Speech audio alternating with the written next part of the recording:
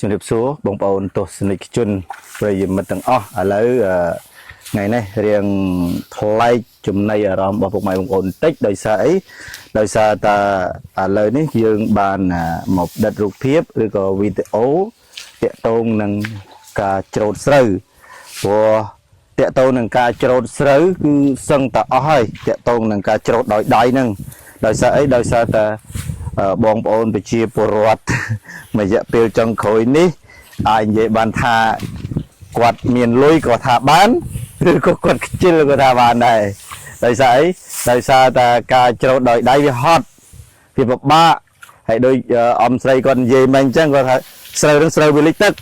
វាដួលអញ្ចឹងពិបាកច្រូតណាម៉ៅគេពី100000ហ្នឹងនឹងរួចខ្លួនណាទេចេះគិនឯងគាត់សម្គាល់ឃើញថាមករយៈកាលចុងក្រោយ10ឆ្នាំជាងហ្នឹងពលរដ្ឋយើងដែលគាត់មានស្រែតិចគាត់ជួលគេច្រូតឬក៏គាត់ច្រូតខ្លួនឯងតាមសមាជិកគ្រួសារដែលគាត់មានតិចឬច្រើនអញ្ចឹងគាត់ច្រូតដោយដៃយើងនិយាយថយក្រោយទៅបន្តិចពីមុនការច្រូតស្រូវគឺអាចនិយាយបានថាมันមានការជួលទេគឺយកដៃគ្នាទៅវិញទៅមកឧទាហរណ៍ថាអ៊ំស្រីគាត់មានស្រែ4-5 ស្រែអីចឹងទៅអញ្ចឹងគាត់ហៅគេមកច្រូតហើយបន្ទាប់មកទៀតនៅពេលដែលខាងអ្នកដែលច្រូតឲ្យយើងហ្នឹងគាត់ត្រូវការច្រូតវិញគឺគាត់អញ្ជើញអ៊ំស្រីឬក៏ហៅអ៊ំស្រីឬក៏កូនចៅរបស់គាត់ជំនួសដៃជើងរបស់គាត់ទៅច្រូតយកដៃវិញម្ដងតែអត់មានការជួលអត់មានការអីទេតែឥឡូវបើយើងច្រូតបែបហ្នឹងដោយអ៊ំស្រីគាត់បាននិយាយអញ្ចឹងមានការជួលគាត់មកពីស្រែហ្នឹងមក$120,000ដែរមានតិចណា$120,000ពីស្រែហ្នឹងហើយពីស្រែហ្នឹងហើយបើយើងច្រូតម៉ាស៊ីនក៏ស៊ីច្រើនដែរព្រោះម៉ាស៊ីនប៉ុណ្ណឹងគេអត់គេបើនិយាយទៅបើស្រែតិចសឹងតែគេអត់មកទៅទៀតស្រែតិចអត់មកហើយស្រែទូចក៏គេពិបាកច្រូតហើយមួយទៀតស្រូវដួលគេពិបាកច្រូតដែរហើយទឹកចេះទៀតពិបាកមកទឹកអញ្ចឹងពិបាកច្រូតកាវវាអត់អស់មានថាម៉ាស៊ីនវាកាវយកស្រូវអត់អស់ហើយតែបើនិយាយពីច្រូតដោយដៃអញ្ចឹងគឺប្រមូលផលបានច្រើនគ្រាប់ស្រូវច្រើនជាងម៉ាស៊ីនច្រូតមែនទេច្រូតដោយដៃគឺច្រូតអស់ច្រូតអស់តែបើច្រូតម៉ាស៊ីនវិញនេះអាដួលទៅលើភ្លឺស្រែរបស់គេនេះគឺច្រូតបានទេស្រួតបានទេហើយតើតែម្ចាស់ស្រែហ្នឹងកាវស្រូវហ្នឹងមកចូលប្រមូលស្រូវវិញទៀតគោលចេញពីភ្លឺហ្នឹងមកបាត់ចូលកើតអូខេអញ្ចឹងបច្ចុប្បន្នបើនិយាយពីស្ថានភាពនៃការច្រូតស្រូវរបស់បងប្អូនប្រជាកសិករគេផ្ដោតទៅលើម៉ាស៊ីនច្រូតស្រូវអ្នកដែលមានស្រូវច្រើនអ្នកមានស្រែច្រើនអញ្ចឹងហ៎បើនិយាយទៅបច្ចុប្បន្ននេះគឺគេមិនសូវជាច្រូតដោយដៃទេដោយសារច្រូតដោយដៃដូចឯងបញ្ជាក់ពីខាងដើមថាវាហត់វាពិបាកនេះដូចកាវនេះទាញច្រូតទេហ្នឹងមិនស្រួលច្រូតទេហើយច្រូតដោយដៃយើងចងដៃចងអីហ្នឹងទៅអាហ្នឹងវាពិបាកនេះដូចចងដៃតែបើច្រូតម៉ាស៊ីនមានស្អីគេកាវចូលអាម៉ាស៊ីនច្រូតហ្នឹងវាបំលែងទៅជាស្រូវមកស្រាប់ហើយអញ្ចឹងអត់ពិបាកទេចង់និយាយថាមាននឹកឃើញអនុស្សាវរីយ៍កាលពីនៅក្មេងហ៎ធ្លាប់ច្រូតស្រូវហ៎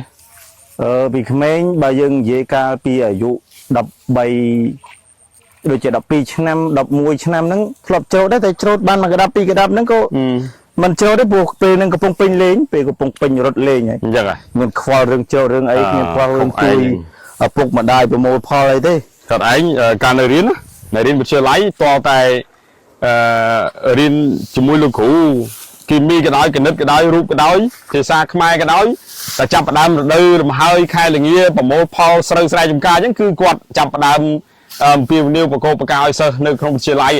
តាមថ្នាក់មួយនេះគឺថាត្រូវជួយច្រូតស្រូវលោកគ្រូដើម្បីដាក់បន្ទុកហើយឯងលឺអញ្ចឹងចង់ដល់កអូដល់ពេលអញ្ចឹងគ្រូល្បិចដែរហ្នឹងល្បិចចង់ឲ្យសិស្សច្រូតហើយដាក់បន្ទុកឲ្យហើយចំណេញបានកម្លាំងពលកម្មគេទៅយ៉ាងដែរណាពុកឲ្យលួយដែរហ្នឹងមកឥឡូវមើលអ៊ំស្រីមើលសួរអ៊ំស្រីមើលគាត់ច្រូតបានប្រហែលពេលប្រហែលម៉ោងហើយចាប់ផ្ដើមនេះសូវថ្ងៃនេះគាត់ប្រមូលផលមិនដែរបាទសួរអ៊ំណាហើយចង់សួរបន្តិចពីតាក់ទងនឹងស្រូវដែលអ៊ំច្រូតហ្នឹងស្រូវខ្លួនឯងឬមួយក៏ស្រូវគេទេស្រូវគេអូហើយប្រមូលផលមិនដែរអ៊ំមួយថ្ងៃនេះបានប្រហែលស្រែជួយច្រូតមួយថ្ងៃហ្នឹងជួនកាលហើយកូនស្រែមួយហ្នឹងពីដើមយើងច្រូតមិនយកដៃគ្នាមែនទេចាឥឡូវយើងច្រូតម៉ៅគេវិញម៉ៅគេអូលុយឈ្នួលយើងហ្នឹងទៅអញ្ចឹងល្អដែរតាពីឈ្នួលគេព្រោះពីមុនយើងច្រូតយកដៃគ្នាបានលុយទេណាចាតែឥឡូវយើងច្រូតម៉ៅគេបានលុយម៉ៅគេបានលុយតែ តែយើងវាហត់ ស្រួលជាង តែយើងវាហត់ ចា ម៉ៅគេមិនchứ មកគេគាត់មានតែមកពីស្រែហ្នឹងប្រហែល10000ឧទាហរណ៍ថា100000 ចា 2 100000 3 100000 5 100000ទៅតាមស្រែតូចស្រែធំអីចឹង ហ្នឹងហើយពីមុនខ្ញុំអត់ខ្ញុំយកស្រូវគេស្រែគេមួយ40000ទេ បាទ ចា មួយ40000ចុំនៅពេលដែលចូលស្រូវនៅពេលស្រូវដេកអញ្ចឹងពិបាកចូលដែរ ពិបាក ហើយចូលទឹកអញ្ចឹងទៀតមានទឹកអញ្ចឹង ពិបាកចូលហើយកៅមមបានមកក្តាប់ហើយជូនដាក់លើគប់ឲ្យជិត បាននេះពិបាកចូលជាងអាស្រូវយើងអត់មានទឹកហ៎ម៉ែ ពិបាកជាងអត់មានទឹកមានទឹកស្រួលជាអត់មានទឹកស្រួលជាង អូ ចា ពីមុននៅតាមខេត្តផ្សេងៗដូចព្រៃវែងស្វាយរៀងគេមានកាដៀវចេះអាកាដៀវនោះគេមានស្លាបកោងស្លាបគេមានកោង សម្រាប់អានេះកា កាវអានេះកាដៀវកុងហ្មងនេះ កាត់ខាងនេះ អានោះវាកាវស្រួលចូលដោយសារវាកោងហើយវាមាននេះទៅមុខលយទៅមុខបាយជាបវៃហ្នឹងហើយយើងកាវស្រួលច្រូតស្រួលច្រូតតែអានេះអរិយានេះវាស្មើអានេះអញ្ចឹងគំនិតម៉ូដថ្មី ចុះឥឡូវសាកចូលមើលបានទេសុំ ចូលតើទេ សាកមើល មួយសាកច្រូតចូលហើយច្រូតឆ្វេងណា ចាប់មួយមើលមើលមើលអ៊ំស៊ូក៏ស៊ូឲ្យចេះច្រូតខ្លះមើលក៏នៅតែ អាហ្នឹងគេច្រូតចូលវាត្រឹមណាចូលយកមែនរឿងនេះសាយនេះអត់ចេះមែន ដៃរបួសដៃមួយដៃ គាត់ដៃឆ្ងាយ គាត់ពីដៃនេះ DA ចំបៃមីឌាចូលស្រូវហើយបាន អត់អី ប្រយ៉ាងនេះតានេះដូចចំណងយ៉ាប់ដៃ អត់អីទេ ដៃមុតឆ្វោកសាណា អត់អីទេបើមុតក៏យើងមានថ្នាំដែរ បាទនេះប្រិមិត្តណារដូវចូលកាត់វាចិត្តនឹងគៀកផុតទៅហើយដោយសារខែនេះខែធ្នូប្រិមិត្តហើយបើតាមហ្នឹងបងប្អូនជាកសិករយើងគាត់ប្រមូលប្រម៉ែផលស្រូវហ្នឹងតាំងពីដើមខែវិច្ឆិកាចាប់ផ្ដើមខែត្រជាក់ដំបូងហ្មង អញ្ចឹង បាទ ដៃស្រួលអាធៀបចឹង នេះប្តីប្រពន្ធគាត់ច្រូតមួយថ្ងៃបានមួយស្រែបាទមួយស្រែហើយគាត់រួមគ្នាមួយស្រែគាត់បានពី60000ពីស្រែហ្នឹងពី100,000អញ្ចឹងហ៎មែន ចា បាទអញ្ចឹងគឺអ្នកដែលមានស្រែតិចហើយយើងពិបាកច្រូតអញ្ចឹងគាត់ត្រូវច្រូតបែបហ្នឹងរអ្នកដែលជួលច្រូតដៃស្រួលជាងច្រូតម៉ាស៊ី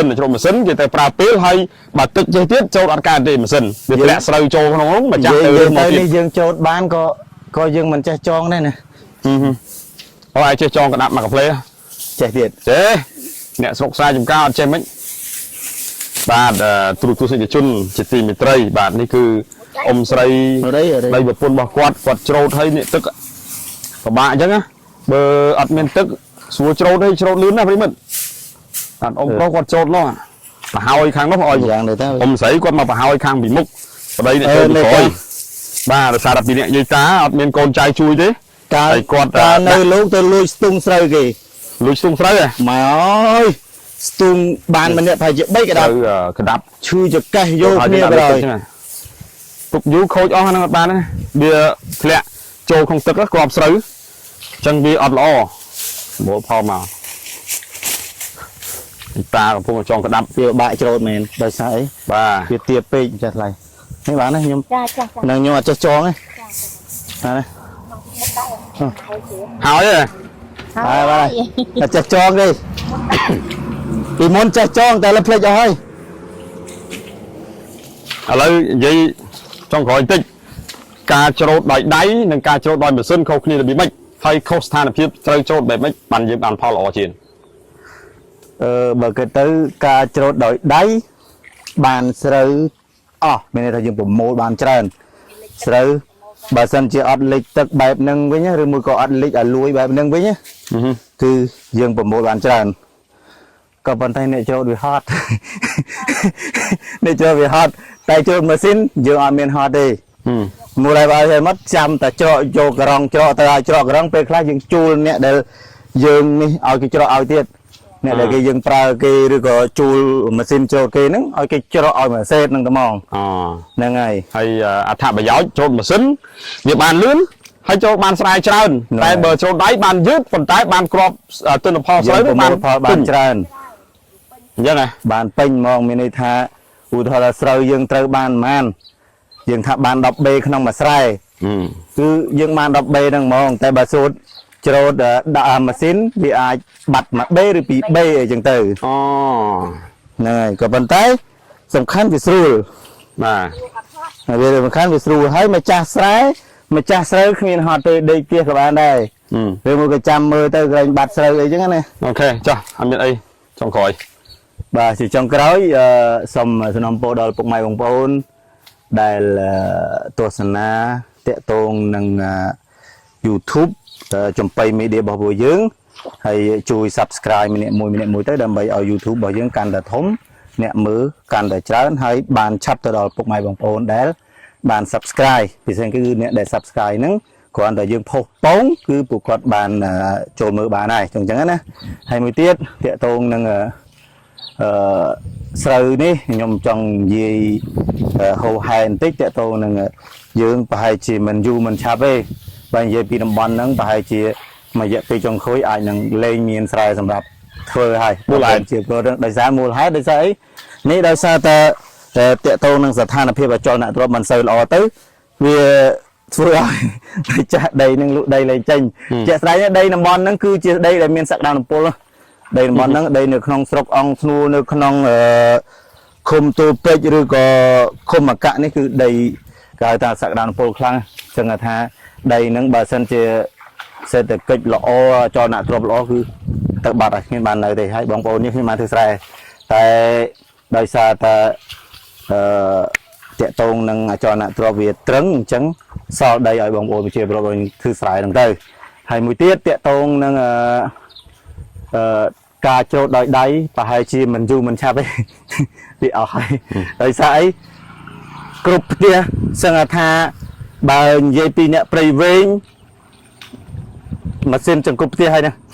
ដើរចូលសឹងទូទាំងប្រទេសហើយអញ្ចឹងជាចុងក្រោយសូមមិនភ្លេចទេសូមឲ្យបងប្អូនជួយ subscribe ហើយ subscribe ទៀតបន្ថែមទៀតដើម្បីឲ្យក្រុមការងាររបស់យើងមានកម្លាំងចិត្តនៅក្នុងការផលិតវីដេអូបន្តទៀតអញ្ចឹងក្រុមការងាររបស់យើងសូមអរគុណសូមជម្រាបលាម៉ាស៊ីនទឹកខាន់ហ្គេនផ្លាស់ប្ដូរទឹកផ្លាស់ប្ដូរជីវិតគុណភាពសុវត្ថិភាពស្តង់ដារអន្តរជាតិទំនាក់ទំនងទូរស័ព្ទលេខ089 588 808